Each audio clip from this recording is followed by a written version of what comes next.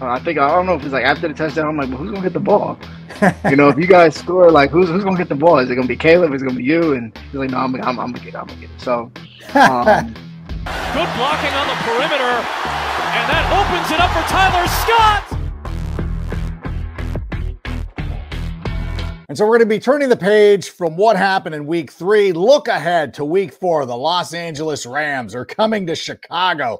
It is going to be a great game. I'm looking forward to it. It's a great opportunity for the Chicago Bears to level up to 2-2. Also, speaking of coming to Illinois, the world's largest sports book in Las Vegas is right at your fingertips in Illinois. The Circa Sports app is sports betting the way it should be. Bet anywhere in Illinois and experience high betting limits, better money line splits, more in-game betting, and the best customer service. Download your new bookie today. Visit circasports.com.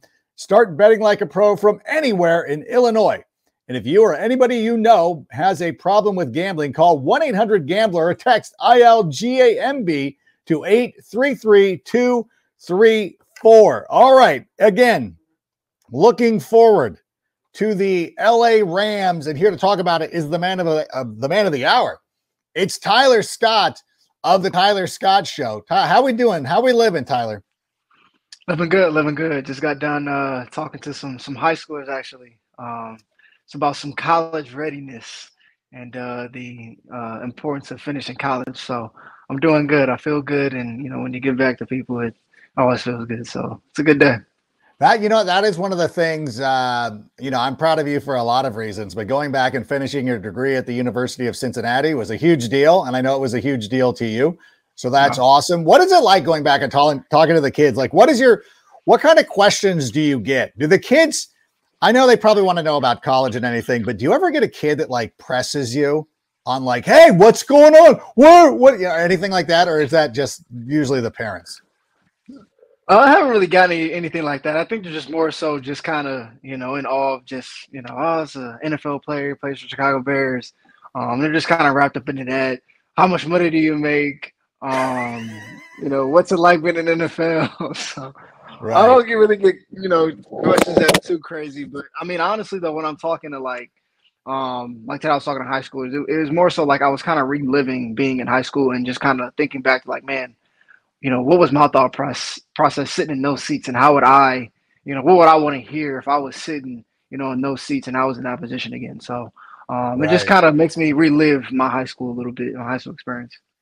That's so cool. And I think that's the way that most kids are. When I was a child, I had the opportunity to meet Rod Carew, and I started talking about specific games. So I'm like, okay, against the Red Sox. And he's like looking at me like, look at this child just sitting here asking I guess it was I was preparing for the life that I was going to go into.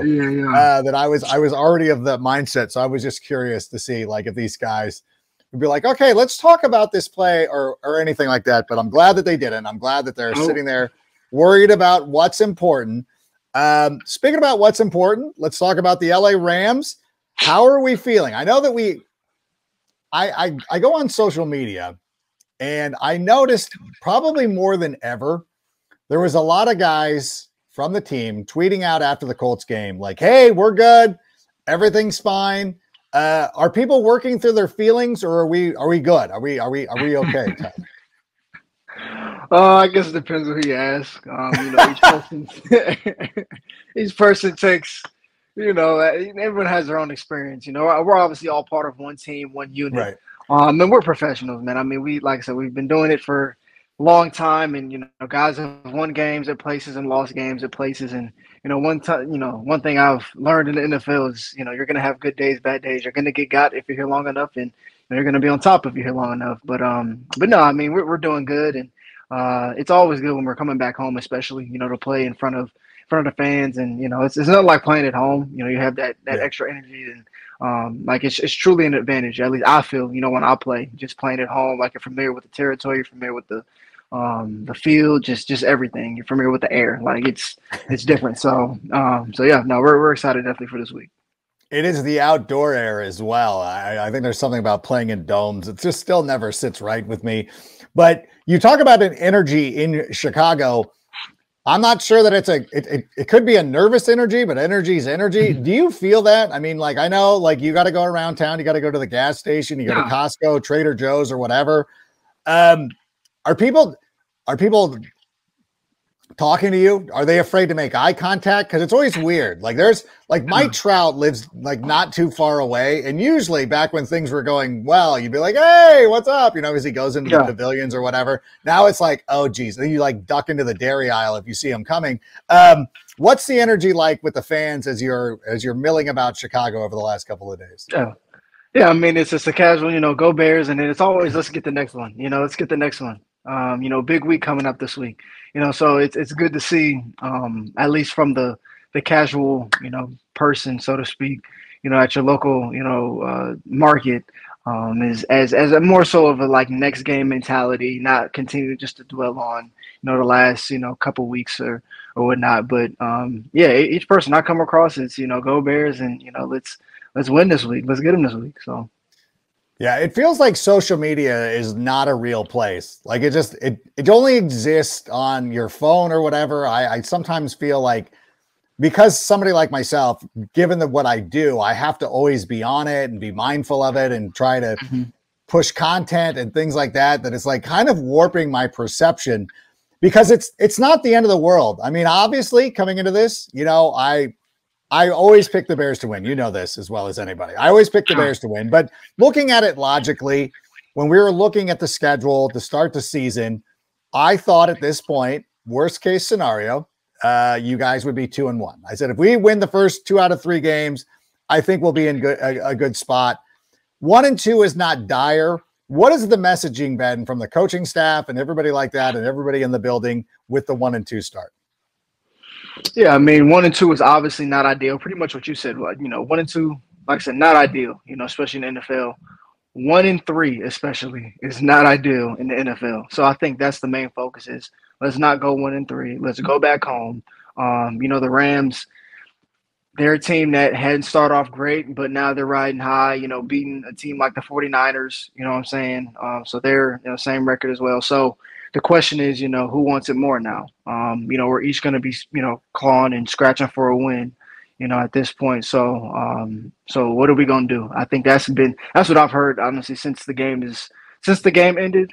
And even when I went in there on Monday, it was just, what are we going to do about it? You're going to hear different things, obviously, this, that, and the third, but what are you going to do about it? No, and it's true. And I will say, though, I'm kind of happy when the Rams rallied to beat the 49ers. I was actually kind of a little excited. I'm like, you know what? Like, yeah, get that big win, Sean. Go out there, do your thing. You knocked off Kyle Shanahan. Take the next week off. Keep it easy. You don't need to get up for the Bears. You're fine. Just go and enjoy Chicago. Go see the Bean. Go do whatever. Go have some tortillas. I don't care. Like it's all good now. You did what you needed to do. And look at it that way. But it is I think it's a good opportunity because, as you said, the Rams have been fighting and clawing, and they've been fighting through some injuries as well. And so I think this is a good chance. What have we seen defensively from the Rams? Because they did get a lot of points. We saw Juwan Jennings go absolutely nuclear against that team last week. What do we see from that Rams defense that gives us hope going into week 4? Yeah, I mean, you mentioned Juwan Jennings and, what he's done. You have a very young linebacking crew. That's probably kind of, maybe where their weakness is kind of in that, kind of second level linebacking area with guys that seem like it's more so guys that have kind of worked their way up, been special teams guys, and now they've kind of earned their, right to be in starting roles. So, definitely when you don't have a whole bunch of experience, it's obviously a lot harder to, when you're just boom, now you're going against guys that's been playing offense and, quarterbacks and things that have just been playing for a while. You can see some struggle, there in that linebacking crew, and then a lot of zone coverage as well, especially with this defensive coordinator. So that's also interesting. Obviously don't, for whatever reason, don't seem like they are very confident in their man-to-man, maybe defense, across the board. I know they got, Tre'Davious White, who, he was, at least within the NFL, he was very respected And I know he had that injury that really set him back. Obviously coming from Buffalo, so it'll be interesting to see, kind of, how they continue to progress. Now we've got 3 games now of film on them. So like I said, I think it's a team we definitely can attack, especially after last week. Especially in the air. So we'll see what happens. I know Caleb was surprised that he, threw the ball 50, plus times this past game. So we'll see what the recipe is this next game.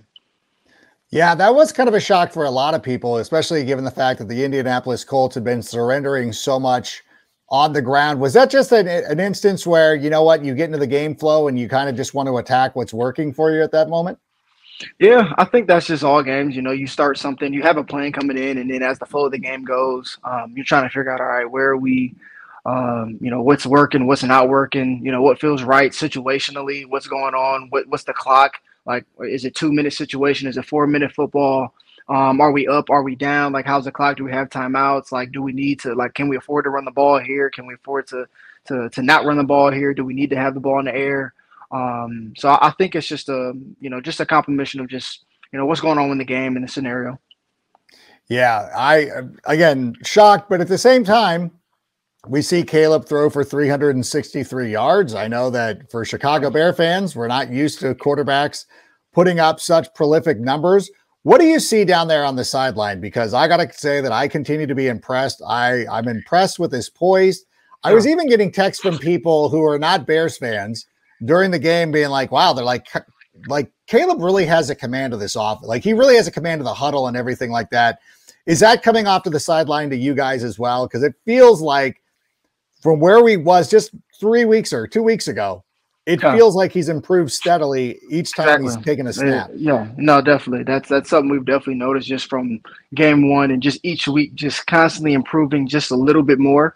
And you can see, and it was like, man, we had 100 yards at halftime, passing through the air. We're moving in the right direction. And then we had Rome, 100-yard game. Kudos to him, first 100-yard game, scored his first touchdown as well.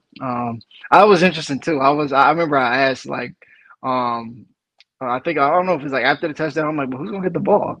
If you guys score, like who's gonna get the ball? Is it gonna be Caleb? Is it gonna be you? And he's like, no, I'm gonna get it. So. But no, but yeah, I think we've definitely seen that steady growth, each week from him, and that's promising. And I think you're also starting to see a little bit too of, especially last game, you've seen some of the flashes of like just the arm angles, the movement within the pocket. He had a nice little move. I think it was on a throw to I think it was DJ or Cole, but he was rolling to his left, like he made the defender kind of fall. He kind of went in and out, spin back around, and it was. I think it might have got called back. Is that the one? I think we did throw a flag on it. But you started to see, when you start seeing that type of stuff, I think that's also a sign of when a player is starting to kind of feel himself a little bit, kind of start to play like what you see in college. That's also a sign of the game starting to slow down a little bit because now you start getting into that mode of like, all right, I'm starting to feel it a little bit. Things are starting to slow down for me. So now you can start hopping into your bag of tricks and, start being the player that, a lot of people seen when, where you were in college. Yeah, it's hard not to be encouraged. I know that some Chicago fans won't be because they are like, well, I think that at some point for some Bears fans, like they're just happy being miserable and they're just never going to be enjoying what they're seeing out there. But do you ever sit here and obviously, some other former Bears quarterbacks have done well. Of course, I'm talking about Andy Dalton. No, I'm kidding. But you hear about like other quarterbacks who are doing well. That is something that permeates NFL conversations. For you guys, do you think about that at all? Does it matter to you what this quarterback's doing? It doesn't matter if Bo Nix is having a good game or anything like that. Do you pay attention to things of that nature? No. Every situation is different. As far as each organization, each situation for a player. Every situation is different. Every team is different. How things are ran, how things are structured. I think that's also the beauty of this. The beauty of this game is, each organization, is just different in its own right. They go through their trials, they go through their ups, they go through their downs. Each team has that, stint throughout the season where they have just different struggles. So no, I think the biggest thing is like we have to be worried about us because that's what been our biggest struggle as a team right now is offensively. So we can't be sitting here looking at, all right, well, what's he doing over there? Like, no, we have to super hone in on what we're going on and what we have moving forward. So yeah, no outside noise. No, I appreciate that. Like, if somebody wants to go out there and collect some Jaden Daniel cards, like, that's fine with me. I don't need it to impact my life. And speaking of which, at Windy City Sports Cards, they specialize in buying and selling all things related to Chicago sports. Whether you are a diehard fan of the Bears, Bulls, Cubs, White Sox, Blackhawks, or Sky, they've got you covered with an extensive selection of sports memorabilia and collectibles, in addition to their Chicago-focused items. They also offer a vast collection of sports trading cards and memorabilia from your favorite teams and players. That is Windy City Sports Cards. And I picked up some Cole Kmet over the last couple of days. How good is that going to treat me? Because I really enjoyed what we saw out of him over the weekend. It feels like he got into a really nice spot. Yeah, I think it'll treat you well, man. He looked good. I mean, that was a really good game from him, man. Just watching, looking at the film, just seeing how he was getting open, and just Cole being Cole. Like he had a really good game. So I think in the future, investment wise, I think it's a good one to go with. Yeah, I really like I like some of the things. It feels like we're just like it's on the cusp. Like everything is just starting to come together. How are the guys? Like, is it just a thing of like does it feel like there's just one or two things that need to break? Because it feels very close. And with Caleb going out there and throwing for 363, and a lot of that's because he's throwing the ball 50 times, but still he's making throws. If you look at his chart of the passes, like it's a nice spread out. It's not like, hey, he's throwing all to this side and not throwing there or doing anything like that. Yeah. Does it feel like we're like it's about to break out and the Rams, not that it's the Rams or whatever, but it feels like we're so close to it just being where we all want it to be. I think one thing when you go through times like this and you have a young quarterback and a new group coming together, you have to on some of the guys that's been through a lot of these things, and that's one thing that you do here is like, man, we're so close. Like we are so close. We have the pieces. We're close. Let's not lose faith here. Like we are so close to becoming what we need to get and we also think like, man, once this offense gets right, once this offensive side of the ball gets right, I think we're going to be very, very hard to beat. Obviously, with the defense, it's like, man, I feel so bad for the defense, man. Like, I'll be out there, I'm like, man, these guys, like, they play so hard and they do so well, and it's like they hold on for so long for us, and it's but I definitely know like once the offense gets everything back intact, and we get on the right road, like, it's gonna be a fun season to watch, and we should be playing deep into the playoffs. And it's cool. Like there's no beef. Like the defenders aren't side-eyeing you or anything like that. There's nothing. You don't have to like be careful when you're in the lunchroom or anything like that, or the weight room. Everything's good. Everything's harmonious. No. Everything's good. The defense is great. They were like that. They didn't complain. It's always we got you. They always had this even when we're struggling, we got you. Here we go, boom, turnover, interception, pick. I think the defense has always had a great attitude from last year and even more so this year. And eventually, listen, I'm confident that it's gonna be righted here really soon. I was very impressed. There were some things, and not to nitpick, but like it is. You also got to remember too, it's a new offense for you guys. Like you guys have been learning a new offense. How daunting is it? Because I know like the defense has been set in Matt Eberflus's system for a couple of years. How difficult is it like learning a new offense and everything? Yeah, I think it's not necessarily the X's and O's of it. I would say per se, it's not necessarily like, drawing it up and like remembering what the plays are. It's more so just understanding how things will gel together personnel wise and understanding when to use a certain play or situation or when to use a certain player in a situation. Like, I think it's just more so of like kind of understanding just when is the right time to use plays and to when to use certain personnel. I think, that's the thing that we're still figuring out, within this whole offense. It's like we have so many pieces. It's like, all right, when is the proper time to use all these pieces together in the right moment so we can, get the product that we want. No, I understand all of that. It's a process and everything. It just has to come together at some point. And some teams might be accelerated more than the other, but I don't think that has anything to do with us. And I'm sleeping easy sleeping easy like I'm using a Mantis sleep mask. If you want the best sleep, use a Mantis sleep mask, the only mask designed and optimized for the deepest possible sleep in any environment, 100% blackout for deeper sleep, infinitely adjustable for personalized fit, absolute comfort. Visit mantasleep.com. Use the code SICKBEARS. You will get 10% off. You will not be sorry if you go out there and use one of these masks. So for me, and I know we do this every week, and it's not going to be a surprise, I'm picking the Bears to win. I look at the history. The Rams don't like to come to Chicago. I don't know why. It's a lovely city. The Rams typically do not have a good time. Back in 2018, when they came to town with Jared Goff as their quarterback, the Bears handled them. It was on my birthday, by the way, which was an amazing day. I think of the 85 NFC Championship game and all these points in between. The Rams have always had trouble in Chicago. So I think this is it. I know I say it every week. And one of these times will be right now. I feel like I was close last week. Do you feel like we're there? This is the time. This is the time to be unleashed. This is when the Bears are going to, and when the Bears win this week, are you going to allow those who've been critical back on the bandwagon? Back on the bandwagon that's crazy. I mean, you shouldn't hop off the. I mean, why would you hop off? Right? Why were you bailing now? Yeah, we're 3 games into this. 3 games in. No, I mean, I think definitely the week is this week is the week. I think we're hungry. Obviously, we've been frustrated offensively. So I feel like as an offense, we feel like we have something to prove. We already know our defense, special teams is going to show up, but I feel like definitely, like I said, coming back home, back to a familiar territory in front of the fans.